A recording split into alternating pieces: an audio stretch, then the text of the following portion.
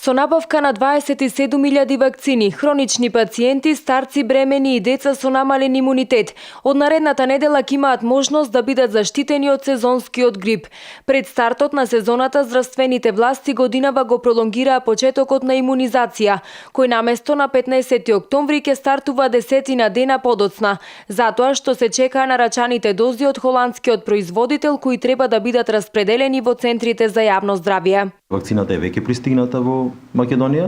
влезена е во држава, меѓутоа мора да ги помени оние сите безбедносни и процедури на проверка од страна на Бирото за лекови, каде треба да се регистрира повторно, иако е тоа од реномирани, ќе кажам, европски добавувачи на таа вакцина, меѓутоа тие тестови за пирогеност, сигурност, безбедност на транспортот, мора сето тоа да се провери за да се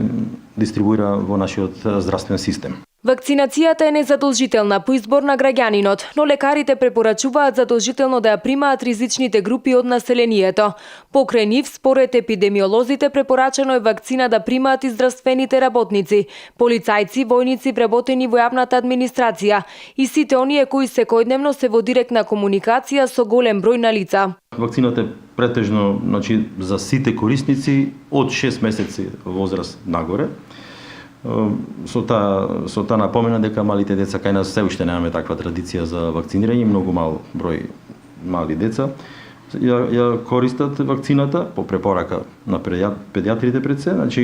претежно ја користат лица над 65 годишна возраст, деца и возрастни, велиме, со хронични воспалителни заболувања на белодробието, на кардиоваскуларниот систем, со астма и со други, диабет, цистична фиброза, ренални заболувања, други хронични заболувања, каде нивната основна болест би можела да се искомплицира со вирусот на инфлуенца и да доведе за жал до летални последици кои секоја година ги имаме. Заинтересираните граѓани ќе имаат можност да се вакцинираат против сезонскиот грип во просториите на Центарот за јавно здравје Битола секој работен ден со почеток од 7 часот и 30 минути.